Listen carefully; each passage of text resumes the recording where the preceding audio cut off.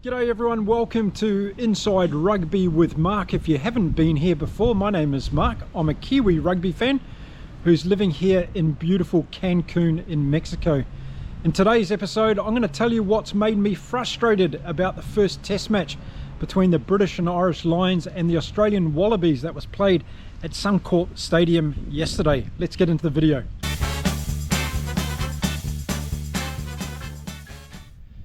Now just think of this for a minute. You've got the best players from the UK and Ireland coming to play once every 12 years against your nation. So therefore you'd probably want to make sure you plan it the best you can. Make sure you take the opportunity to grow the game in your country and make sure your players have got the best opportunity to win against the best the Lions can put forward. Well, you'd think that would be the case, wouldn't you? Well, it hasn't happened on this tour to Australia, and I'm frustrated about it, and I want to air my grievances on my channel because I can. So basically back in 2023 in October is when the Lions tour of Australia was planned and scheduled, and Rugby Australia had all that time to put together a schedule, not only for the Lions to have some good warm-up games before they came to the test series, but also for their own team to be able to get prepared for this particular series. And as we've seen over the last couple of the weeks, well, the Lions have played 5 warm-up games before going into this test match in Brisbane on the weekend. And the Wallabies, well, they just had one game, and it was against the demolition experts Fiji. No doubt about the quality of the Fiji rugby team. They nearly bet the Wallabies in that encounter, but it was the first time the Wallabies was playing this year, and it was the only game that they got going into this first test match. And I'm really frustrated about that, and yesterday's game showed why that is an absolute scam and that Rugby Australia should be really disappointed in themselves.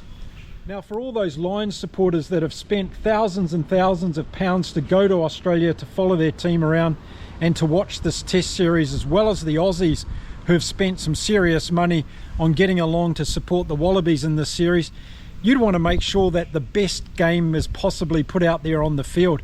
So how can we expect to see the best Wallabies team playing against the best Lions team when the Wallabies have only had one warm-up game? And as the game unfolded yesterday, I was getting further and further annoyed because it just proved my point. It wasn't about how brilliant the Lions were in terms of being able to coordinate their defensive line in the first half, and Tui Piloto going over for a great try, Tom Curry doing some fantastic work and also culminating in getting a great try. It wasn't about how great Finn Russell was around the field with his kicking and also with his passing and distribution. He's the best number 10 on the planet at the moment, in my books anyway. And it wasn't about how great Maro Itoje was at getting line-out ball, or Joe McCarthy, and how brilliant Ty Burn was tackling in this game. That wasn't the point for me.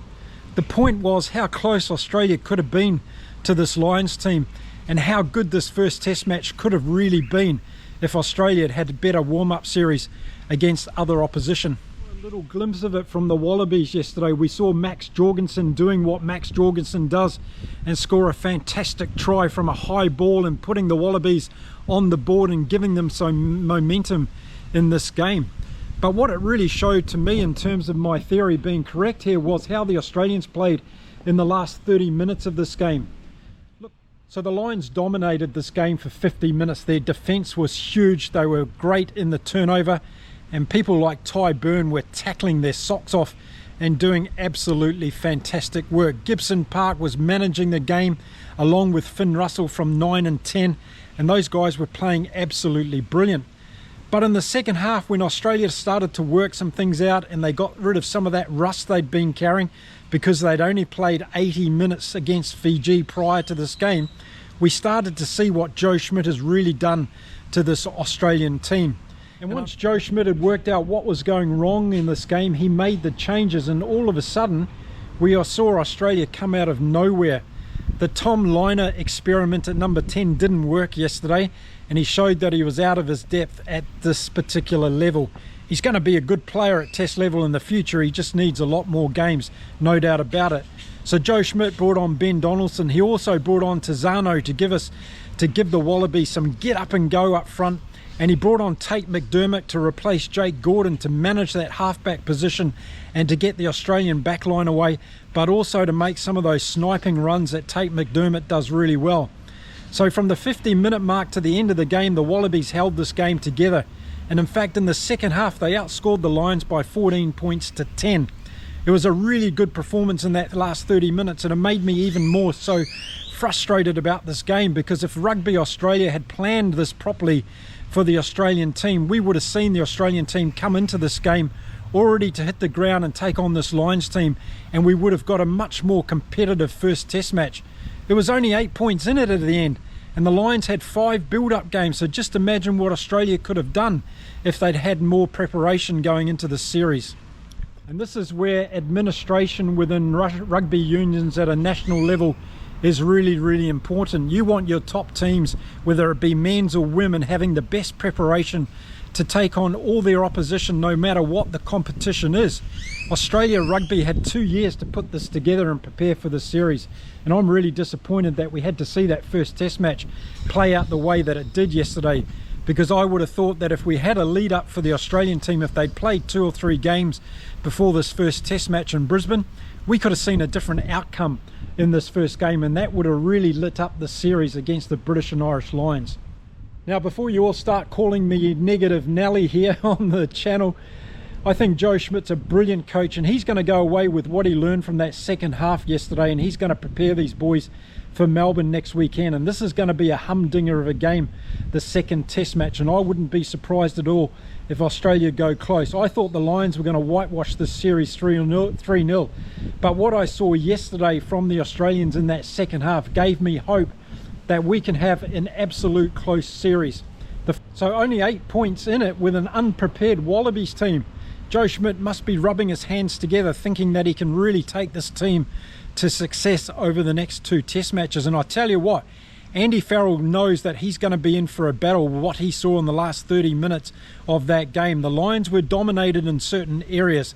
Tate McDermott made a big change to this Wallabies team when he came on at halfback and made some really good forcing runs. He was good at getting the ball out, and all Ben Donaldson did was pass the ball on and get Eki Tau and Sua Ali back into the game. And we saw great runs as well from Callaway when he came on, and Tom Wright started to come into his own. We never saw those guys in the first half, and that was really unfortunate for the Wallabies. Of course, a lot of that can be put down to the way the Lions were playing in the first half, and they were absolutely outstanding. There's no doubt about it. Their defensive work when Australia were trying to do anything in the first half was really tremendous. But I thought Tom Liner's kicking was woeful in the first half. He gave a lot of ball away unnecessarily, and we saw the likes of Hugo Keenan and James Lowe and Tommy Freeman running that ball back with interest and really getting the Lions on the front foot. So yeah, of course I can get over my frustration. Don't worry, I'm going to be okay, because I believe Joe Schmidt can turn this around. I think we're going to see a fantastic performance from the Wallabies in Melbourne next weekend. I was excited by what I saw in that second half. Harry Wilson was fantastic at captain, except for that silly kick he did when he had an opportunity to put his outside backs away. But he's a tremendous leader, and the more I see Harry Wilson play at number 8 for Australia, they're absolutely got a magical player there. They missed Rob Valentini yesterday, didn't they, the Wallabies? They could have really used him in there, but Fraser McWright had a brilliant game.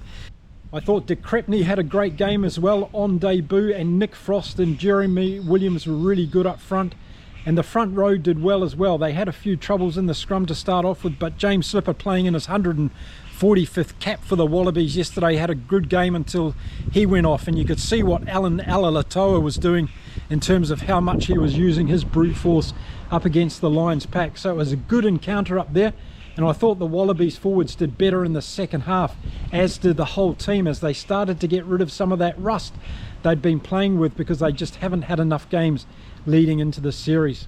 So the Wallabies 17-5 down at half time, came back to 27-19 in the second half. They owned that second half. They played much better in that last 30 minutes, and I guess they went off the field really believing that they've now got a chance in this series. I can't wait for the second test match next weekend in Melbourne. It's going to be an absolute cracker. I hope that the Aussies get behind it. I'm sure they will now, what they've seen in that second half, and I'm sure Joe Schmidt's going to do his magic to give Andy Farrell a bit of a ruffle up before they get down there to Melbourne next weekend. Look, plenty of players on both sides really impressed me yesterday. I thought Tom Curry had an outstanding game. Finn Russell was a legend, as I said, best number 10 in the world at the moment, no doubt about it. Tui Peloto and Jones, they did well in the centre pairing. And Aki, well, not too much when he came on, but he was having to do a lot of defensive work at that time of the game because the Australians were really putting it to the Lions. But I was really impressed with the forwards from the Lions. We saw Chisholm doing a lot of good work, but Itoje at lock is outstanding. Joe McCarthy's brilliant, and Ty Byrne, I don't think anyone had a bigger tackle count on the Lions team yesterday than Ty Byrne. Absolutely fantastic. Dan Sheehan had a great game as well, scoring that try, of course, in the first half, and Tui Peloto getting over for the first try of the game. So let me know what you thought of the game yesterday in Brisbane. I'd love to hear your opinion, whether you're an Aussie supporter, whether you're a British and Irish Lions supporter, or whether you're a neutral supporter with an opinion about what I've said in this particular video. Okay, plenty of fantastic rugby being played this weekend. I'm going to be back with some more content soon. So if you've enjoyed this one, give it a thumbs up as well. If you haven't subscribed to the channel yet and you're regularly watching my videos, please hit the subscribe button. It doesn't cost you anything to do that. And don't forget to follow me on Twitter as well, or X as it's called today. I'll put the link to my X account in the description of this video. Okay, that's it for this episode. Thanks very much for watching. I'll see you all again soon from beautiful Cancun in Mexico. Until then, you keep safe, keep enjoying your rugby around the world, and it's time to say adios from me. Bye for now.